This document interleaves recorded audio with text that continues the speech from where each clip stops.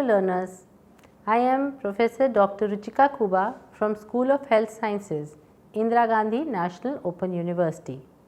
We shall be discussing today MEV 005 Block 1 Unit 3 of the PGDEOH program, that is the Postgraduate Diploma in Environment and Occupational Health. The topic for discussion today is Overview of Occupational Health. After viewing this video, you should be able to define occupational health, describe the importance of occupational health and safety, enumerate the principles of ergonomics and its application in the work environment, describe various types of occupational hazards and how hazard analysis and risk assessment is done in industries, describe important occupational diseases, and describe various modalities of prevention and control of occupational diseases. Let us first see how we define occupational health. Occupational health should aim at the promotion and maintenance of the highest degree of physical, mental and social well-being of workers in all occupations, the prevention among workers of departures from health caused by their working conditions, the protection of workers in their employment from risk resulting from factors adverse to health, the placing and maintenance of worker in an occupational environment adapted to his physiological and psychological equipment, and to summarize, the adaptation of work to man and of each man to his job. Now, if we look at the disease burden of the occupational health diseases, we see that as per WHO, about 120 million occupational accidents with 0.2 million fatalities are estimated to occur annually. 17 million occupational non-fatal injuries, which is amounting to 17% of the world injuries, and 45,000 fatal injuries, which is equivalent to 45% of total deaths because of these injuries in the world, they occur in India.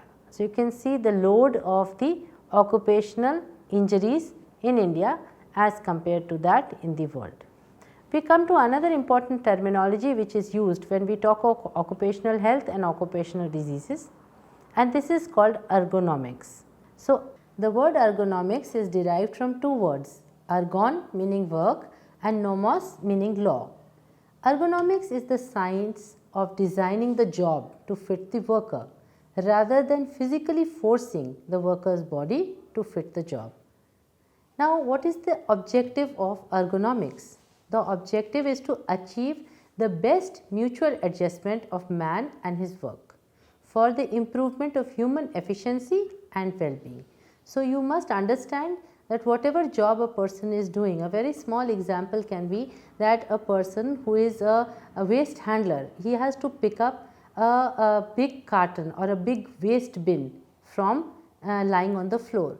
Now, instead of just bending his back and picking up the bin to place in a trolley, what he can do is he can bend his knees. So, this is a way in which he is adjusting to his work so that he is not getting a problem with his health. Now, there are various jobs which involve hazards or stress at the workplace. For example, frequent lifting, carrying and pushing, or pulling loads without help from other workers or devices. Second is an increased specialization that requires the worker to perform only one function or movement for a long period of time or day after day. This is called a repetitive movement. The same thing he has to go again and again. So, the same set of muscles or his body parts are involved in performing a particular action repeatedly on the same day and day after day. Working more than 8 hours a day, working at a quicker pace of work such as faster assembly line speeds. So, if there is an assembly line, you have to keep pace with it, and so even if you are tired, you cannot stop the speed with which you are working, and having a tighter grip when using tools. So, there is more pressure that has to be applied on the muscles. Now, what are the problems which are associated with unfavorable work conditions? So, these problems could be undue physical stress, strain and overexertion. They could be vibrations, they could be awkward postures, They could be forceful exertions, repetitive movement, extreme temperatures, for example working near a furnace, and heavy lifting.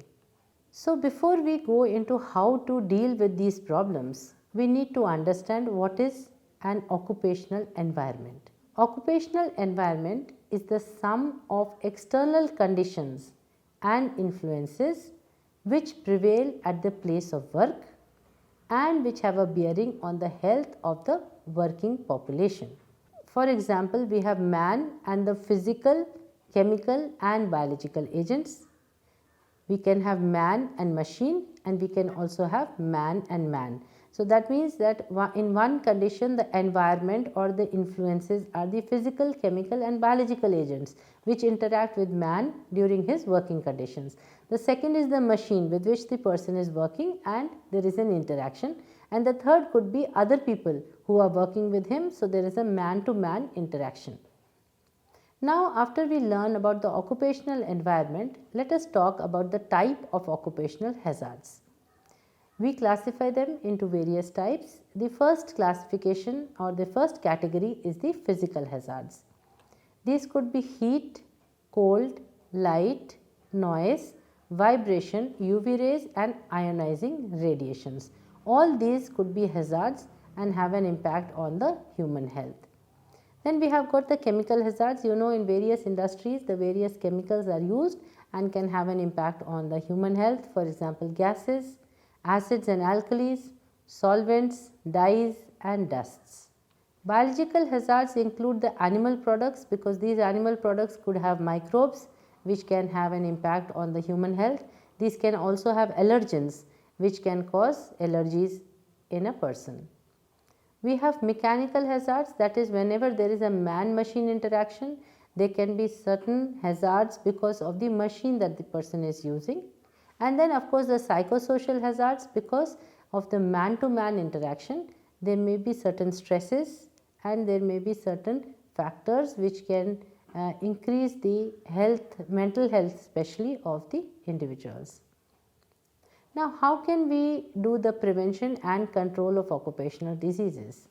The first measure is medical, engineering and legislative measures. So, we can understand this from this particular table. First and foremost, we have the medical measures. Now, this includes the pre-placement. So, pre-placement examination is the cornerstone of any efficient occupational health service. And pre-placement, as the word suggests, this is done before the employment or at the time of employment to assess his suitability for a particular industry.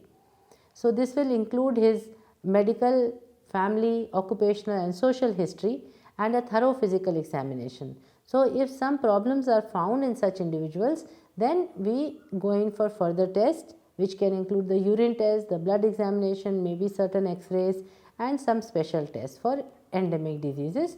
And if certain problems or certain health issues are found in such an individual, then they are rejected for a particular kind of a job.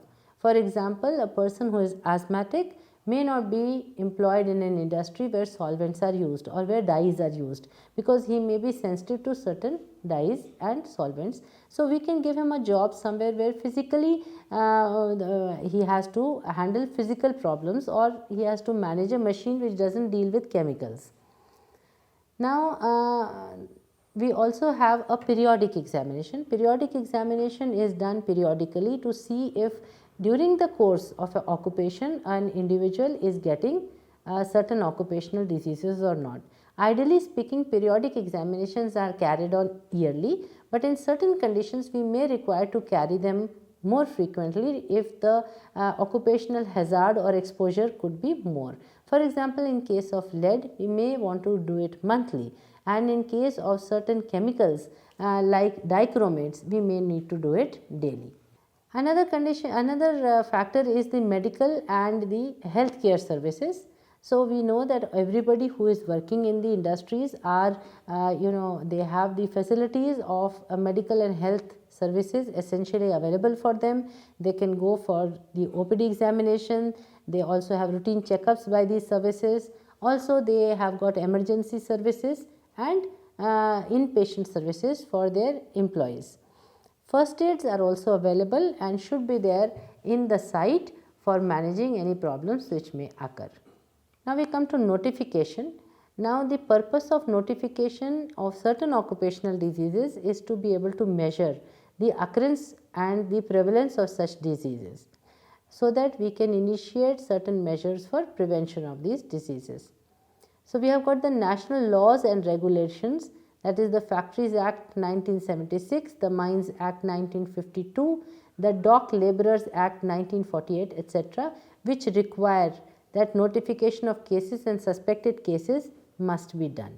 So in the Factories Act there is a list of 22 diseases which are included, while in the Mines Act 3 diseases, and in the Dock Regulation Act 8 diseases have been listed. Next comes the supervision of the working environment. It is very much important to do periodic inspection of the working environment to be able to detect any hazards which may be present, and to take all preventive measures so that exposure to these hazards does not occur and there is no development of occupational diseases. Maintenance and analysis of records is essential so that planning, development and efficient operation of a occupational health service can be initiated. Record compilation is very important also for later on analysis and seeing the exposure of people to certain hazards. Ideally, then we come to health education and counseling. Health education and counseling should start right from the beginning and carry on concurrently throughout the service of a particular person in an industry, and all the risks which are employed or he may be all the risks that he may be exposed to during his employment, he must be apprised of, and he should be educated at an individual level how he can take care that he is not exposed to so many hazards. So these are all the medical measures that we talked about. Let us now consider the engineering measures. First and foremost is the design of the building. It should be in such a way that it does not cause any hazard. So the type of floor, the height, the ceiling, roof, doors, etc. must be taken into consideration. Good housekeeping. Good housekeeping includes the cleanliness, ventilation, the lighting, washing, food arrangements. All of this is very important for maintaining the health and eliminating any hazards which may be present. So for example, if the unsafe food or unsafe water is provided, again they may fall sick. General ventilation is very important, especially when we are talking of industry and those which are dealing with aerosols, those who are dealing with dust, gases. All this is important for ventilation.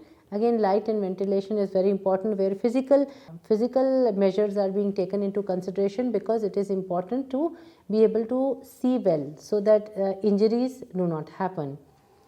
Mechanization of certain procedures and certain activities is very important, so that the repetitive work is avoided by the humans, also so that the exposure to very harmful chemicals is not there, and wherever exposure is there, then this job can be done by machines. Another measure is substitution.